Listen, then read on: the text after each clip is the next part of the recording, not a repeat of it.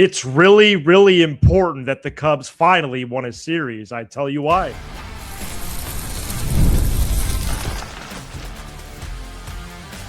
You are Locked On Cubs, your daily Chicago Cubs podcast. Part of the Locked On Podcast Network, your team every day. I'm Matt Cozy. He is Sam Olber, and you are Locked On Cubs, part of the Locked On Podcast Network, your team every day. Today's episode is brought to you by Odoo. Great organizations win because operations matter, and that's why you should get Odoo.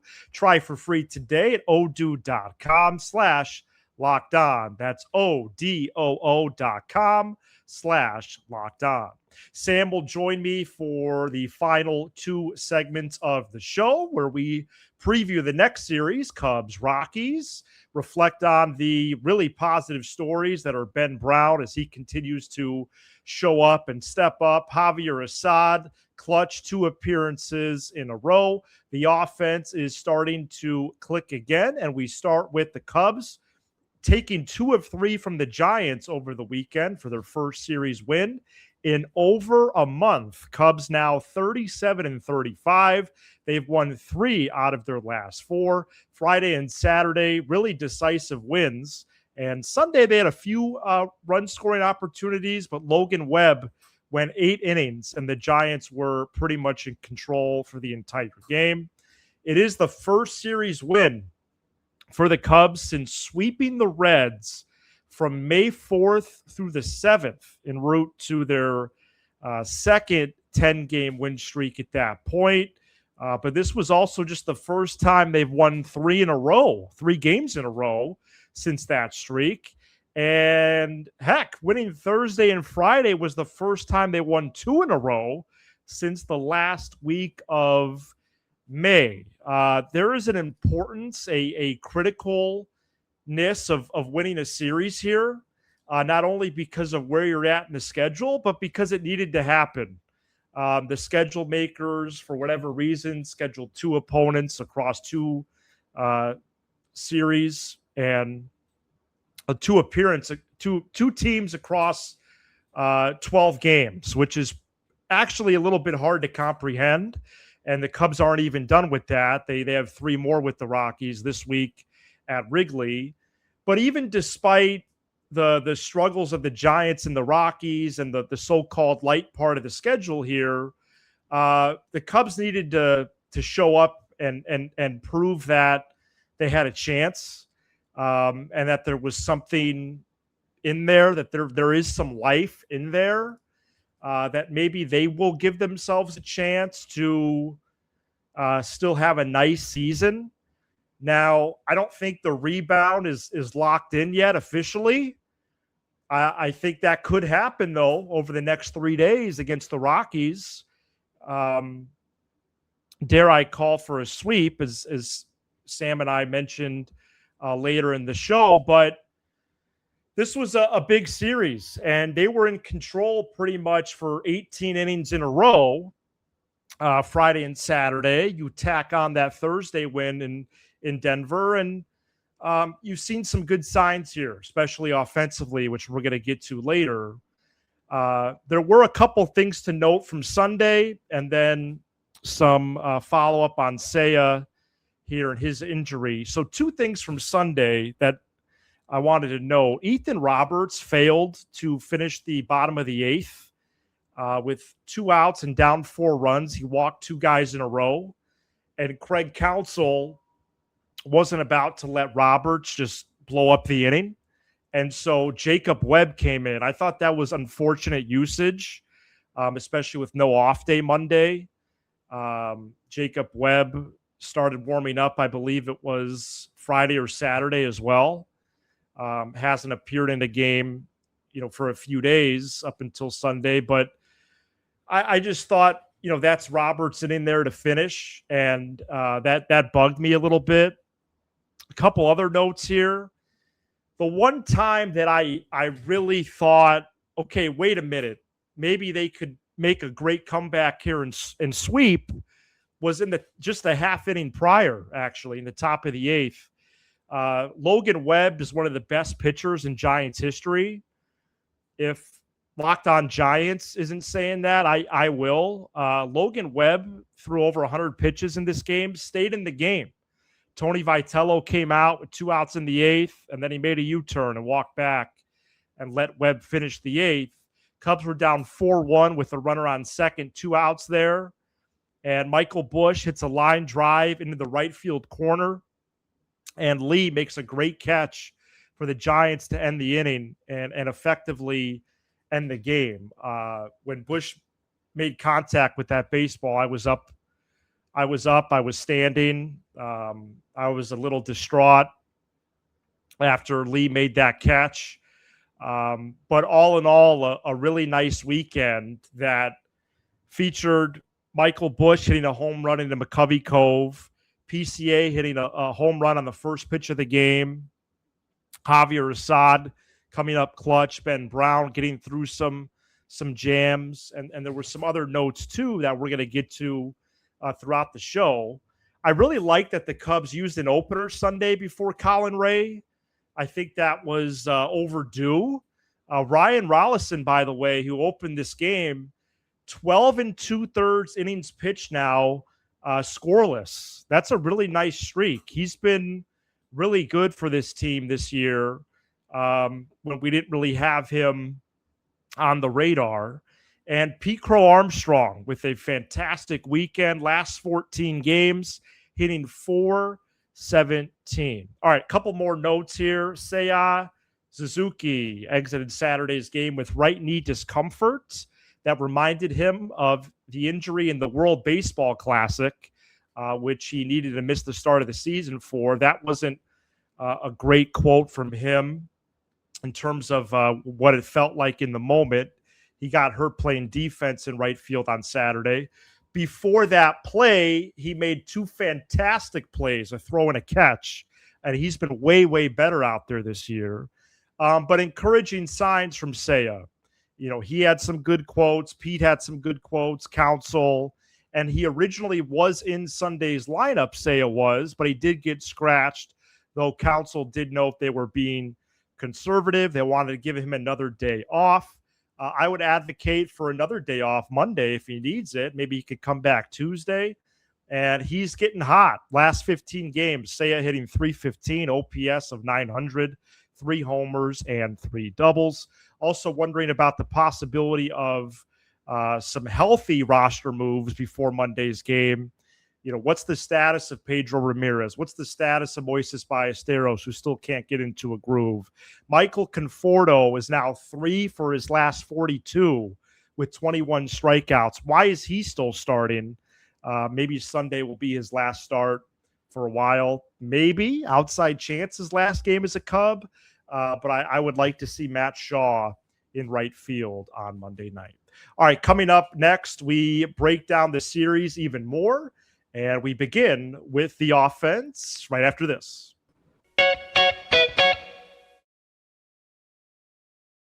Today's episode is brought to you by Rugiet. Throughout the NHL Finals, every shift matters, every moment is intense, and everything comes down to execution when the pressure is at its highest. And just like athletes must be ready to perform when the puck drops, a lot of guys want that same sense of readiness and confidence in their own lives too.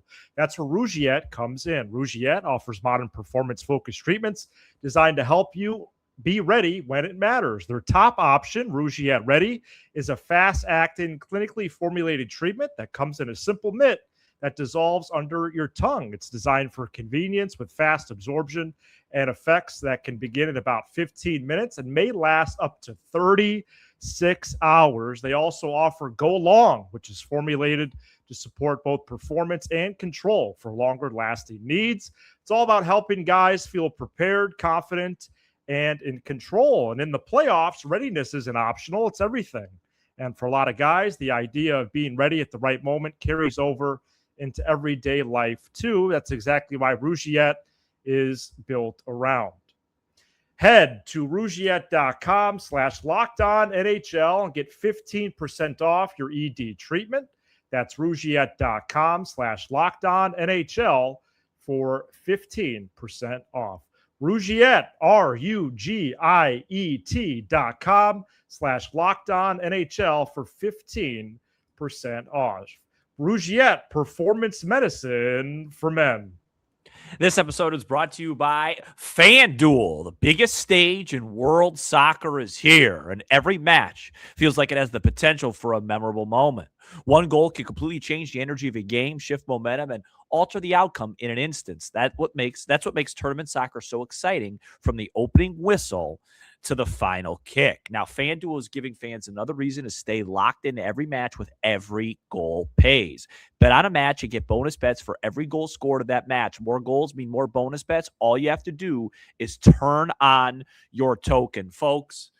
I remember in 2022, after Argentina lost to Saudi Arabia and was in a grind with Mexico late, and it was just one moment, one goal from the little magician Lionel Messi that not only flipped that game, but flipped the entire tournament.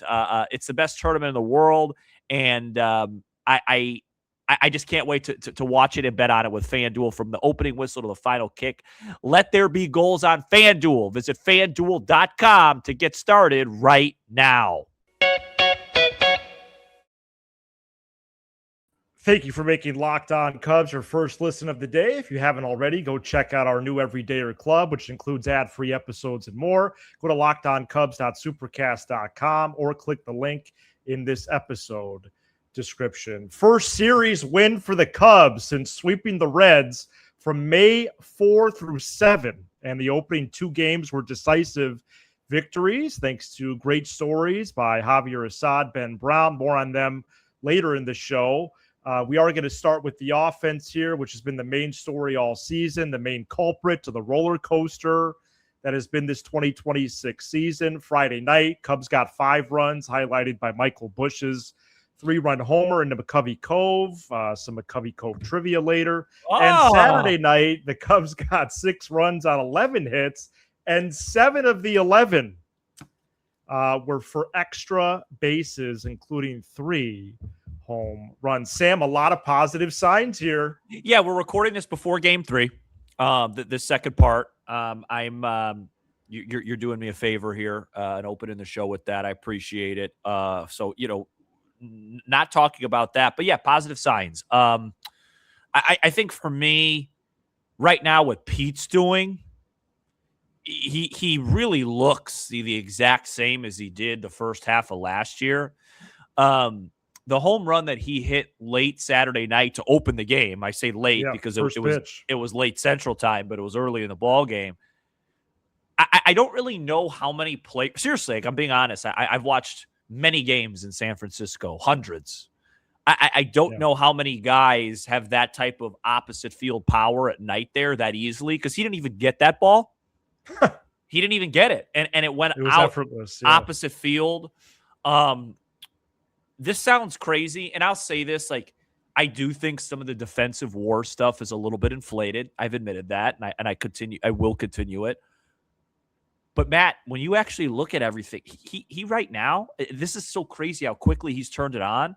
And we've always said this about Pete. If he has an over 800 OPS with the defense that he plays, he's one of the best players. He's probably, as of right now, like a top 5 NL MVP candidate. Is that crazy? Yeah, just based on the surge the last 2 weeks. Isn't that crazy? Yeah. I mean, there really isn't any MVP he candidate. Should start in the All-Star game. There really isn't any MVP candidates. It's Ohtani. I mean, that's what it's going to be. Like, it's almost a joke to continue to even describe it's comical at this point. Yeah. But name me 4 or 5 guys that would be ahead of Pete right now. It's tough to do that. I would say Mizorowski for sure. Who, Christopher Sanchez. Sanchez, maybe. Yeah, Kyle probably. Schwarber's a good one. Yeah. Churio's been really good over there. I'm trying to think, like, off the top of my head. I don't think any other Dodgers besides Shohei.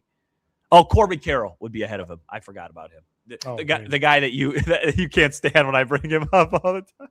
I hope Pete starts over him in the All-Star game. Well, he doesn't play center typically. He's more of a corner outfielder.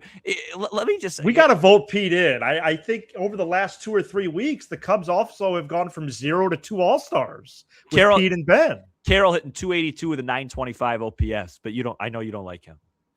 Yeah, no, he's doing well. But yeah, that's the one that stood out. And then how about Pedro Ramirez on Saturday? Yeah. little shocked. Is he not in the lineup Sunday? I don't think so. Yeah, that's wrong. He's 5 for his last 14. He's doing real well. Yeah, I don't get that. There needs to be some, there needs to be some decisions that get made soon, because what kind of decisions? Having Swanson take a seat permanently if he doesn't figure it out, because Pedro Ramirez. Sam, they just scratched Seiya from the lineup, which affected Ramirez's standing. He is in there now. Oh, he is? Okay. Yeah. Okay. It's not Ballesteros that replaced him? Well, I think Ballesteros is DHing, but Ramirez is at second or something. Oh, okay. Because it said, I'm looking at it right. Whatever. But you've always liked his ABs. Yeah, and again, I'm not sure that he's like a long-term fit or a long-term solution right now, but his at-bats are just significantly better than Swanson, and if you're trying to win right now, then why not, right? Yeah, I mean, you have 4 players right now that are really stepping up. 4 is better than 1. It's been Pete, Bush for the most part. But Seiya and Happ the last 15, 16 games have been better. And, Happ has an OPS over 1,000 his last 16. Seiya over his last 15, OPS of 900. He's hitting 315. Horner's getting the day today. You're right. Ramirez is excellent. I think these 4 have given me some juice. And now they're winning, which even gets me more excited. I do think they still need a 5th guy to really firm up a possible rebound here. I like what they did this weekend, but to really get the rebound officially, Bregman, Horner, or Swanson, Sam, needs to complete this main 7. That's the main 7 that we talk about. If you add those 3 to the first 4 guys I mentioned, it could be Ballesteros, it could be Kelly or Amaya, but it's likely going to be either Bregman, Nico, or Dansby, who all are atrocious. But if one of those guys becomes the 5th guy, then they're going to be in a good spot. Yeah, I've had some misses on this show, as we all do. None bigger than, of course, the skipper. There were 3 guys that came up that I really, really loved, right? Pete, Shaw, and Moises, and that I hyped up. And obviously I hit on Pete and missed on Shaw. Not to say that Shaw's not going to be good. He's just not the type. Yeah, we'll see. No matter what happens with Shaw, it's not it's not the type of hitter that I thought. I do think we're approaching Moises Ballesteros AAA territory soon, especially with the way Ramirez looks. If he doesn't start hitting soon, it's just the classic. The league adjusted to him with the high fastball and his early aggression, and they never plays. He doesn't play consistently, so he's not being able to take his lumps. And again, it's not Craig Counsell's job to make Moises Ballesteros better. It's more important for him to win with the Cubs. So that one's tough. And then obviously the Seiya injury, him getting scratched, it's the same knee. Looks like he was just starting to get hot again. So that's concerning. Yeah, and it would be a shame for Ballesteros. I think if he went down, because he doesn't play enough. I think if he just got a little more control of his swing, especially the pre-swing with the leg kick, I think he would be there. And he still is mashing the ball, even if they're outs for the most part. Right. But nice to see the offense here heat up a little bit. The talent's there. I still believe it really is. I still believe in the talent for Moises. I just, it's a tough situation. But yeah, it's good. I mean, if we're being honest, man, if there's one guy that's got to figure it out and he's getting an off day on Sunday, it's the second baseman. Yeah, that's for sure.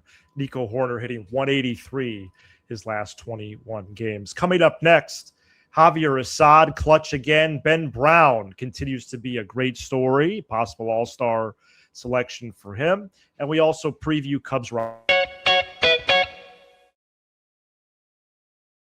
This episode is brought to you by Nutrafol.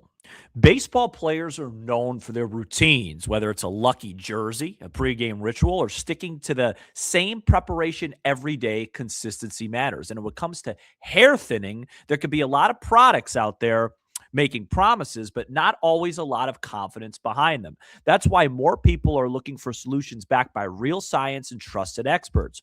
Nutrafol is the #1 dermatologist recommended hair growth supplement brand and the official hair growth partner of Major League Baseball. What really makes Nutrafol stand out is that it's not a one-size-fit-all approach. It's designed to fit into your routine while addressing the root causes of thinning with personalized solutions.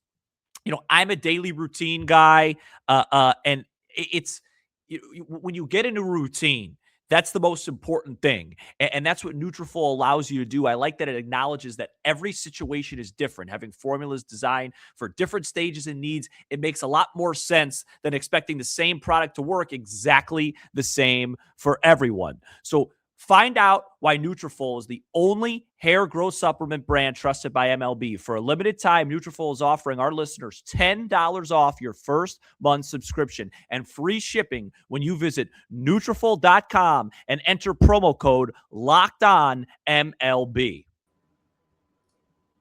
We are also pleased to be presented by and welcome to Odoo. Running a business shouldn't feel like you're trying to connect a bunch of systems that were never designed to work together. One app for accounting, another for inventory, another for sales, and somehow none of them talk to each other. That's where Odoo comes in.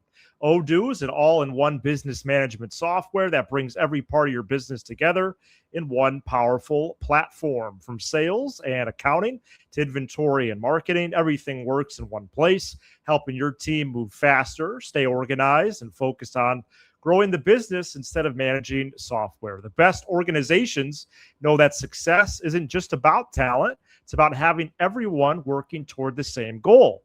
And that's true in sports, just like it is in business. We've seen the adjustments that Ben Brown has made this year, essentially going from a 1 or 2 pitch pitcher to a 3 or 4 pitch guy.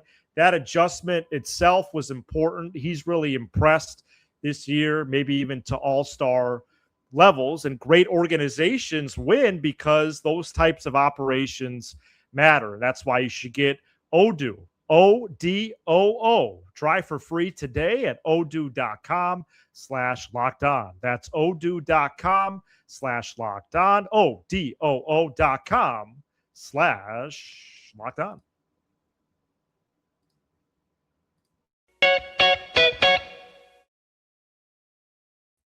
Alongside Sam Olber, I'm Matt Cozy. This is Locked On Cubs. We're taking our passion into a discussion with you on all things Cubs. And thank you for making Locked On Cubs the #1 Cubs podcast. Javier Assad Friday night. What a pleasant story this has been. Another clutch outing. 2 in a row now, in which he's allowed 0 runs, only 4 hits, only 2 walks, 10 strikeouts in 12 1/3. And even his 3 appearances before that, he was looking sharper. Now a 0.47 ERA his last 19 innings, Sam. This one was more surprising than last Sunday just because he just faced the Giants and they really didn't even touch him. Yeah, he was really good. And with Assad, typically when he's really good, he doesn't pass the eye test. It just feels fluky. He actually passed the eye test, I thought, Friday night. I thought he looked sharp. His stuff looked good. I thought JD actually pointed out really well. He just looked really motivated. Like he looked like a guy that didn't want to go down again. Now, of course, Boog wouldn't believe in something like that, who indirectly called me out Friday night. Well, and I think he listens to this show, and I don't think he likes me. And that's totally fine because I've been critical of him. I think I've been respectfully critical of him. And I would love to, Boog, if you're listening, open invitation anytime, my friend.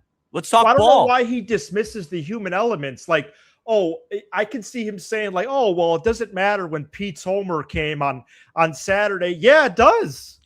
But you don't think that Ben Brown walked out in the bottom of the first with a 1-0 lead from Pete on the first pitch, feeling himself more? That stuff matters, man. But the thing is it doesn't even matter about that to me. He has his opinion and he's entitled to it, and he's a smart, successful guy. It's the way he talks down it's a dismissive nature. Yeah, and dismisses what other people think because we don't agree with him, and he thinks, I think, because he's been around baseball so long, he just knows more. It bothers me, but that's a side note. Javier Assad was great. It was unexpected for me. I really enjoyed it. It was a really good outing, and my goodness, does this pitching staff need it? Yeah, they really do, and I think we're going to see him in the rotation at least one more turn because. Oh yeah, no, it would be Ray that goes down to the bullpen. Well, interesting. Okay, so Matthew Boyd returns to the rotation. Let's say in a week or so. Yeah, Ray goes to the pen. And he's basically like a long man. Yeah, well, I mean, Council kind of told you everything you needed to know on Sunday. He's starting an opener for him. Yeah, which is about time. Yeah, if I could say that. Yeah. And Boyd, if you recall, did have a setback last week. Shoulder soreness. What took so long? Yeah, exactly. Well, I think maybe they had a Wi-Fi issue with their spreadsheets. Yeah. And man, these new Gatorade mashups are terrific. Oh my gosh, so much World Cup stuff. And right, isn't that a World Cup thing? USA? Yeah. Ben Brown has now 7 starts in the rotation. The Cubs are 5-2.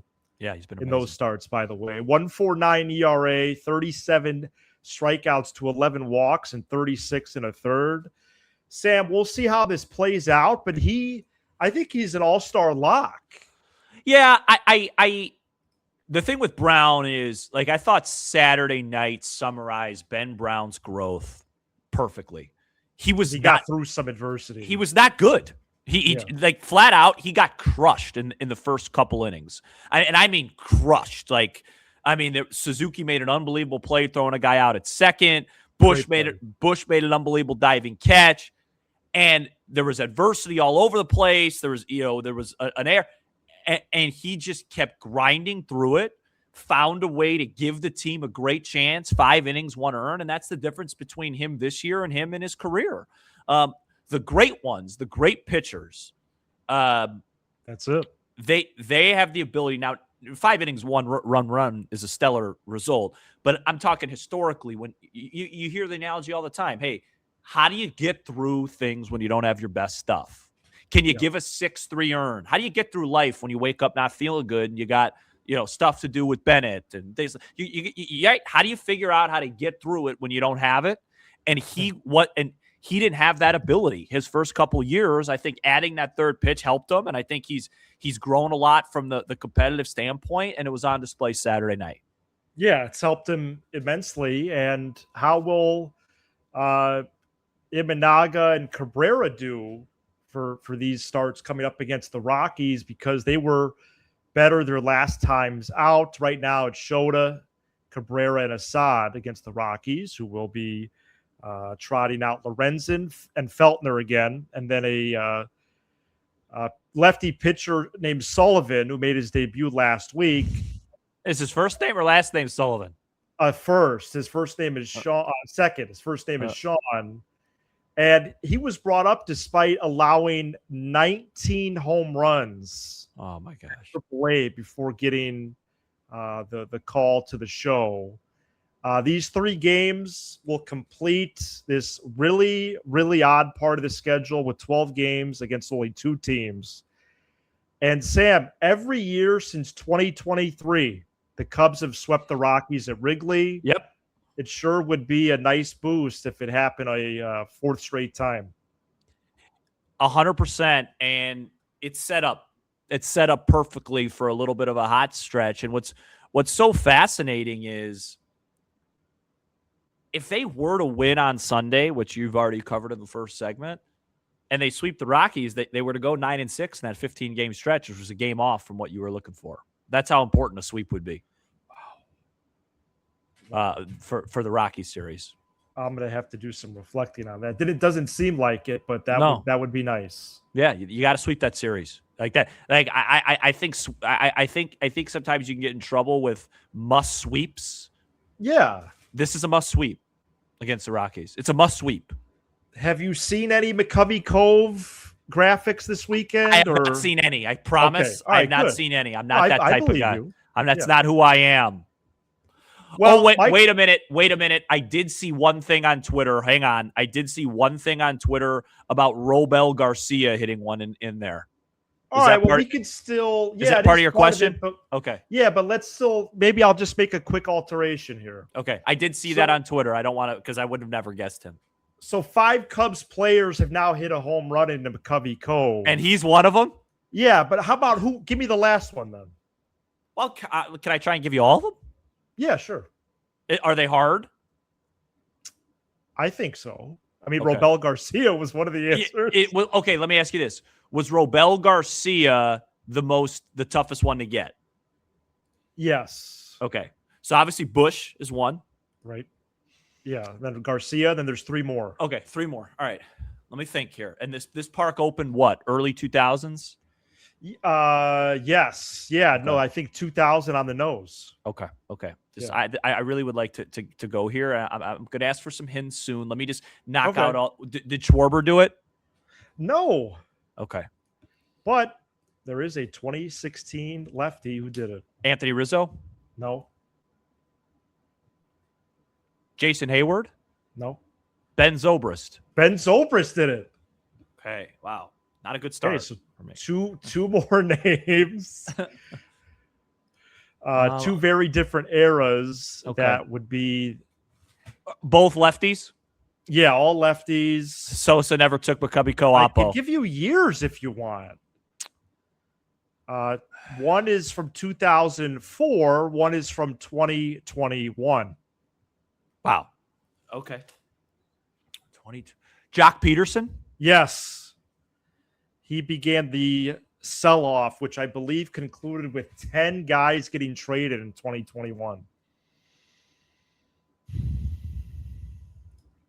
And 2004, one-word clue, comeback. I'm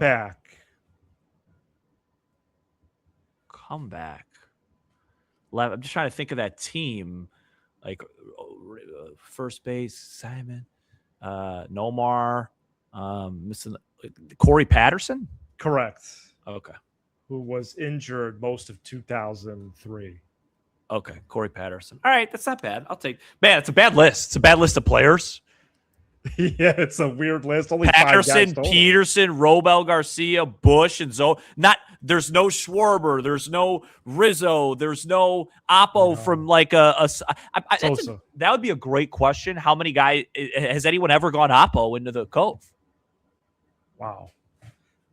Thank you for tuning in to Locked On Cubs. Make sure you subscribe and follow so you get all the latest episodes. You know how I get.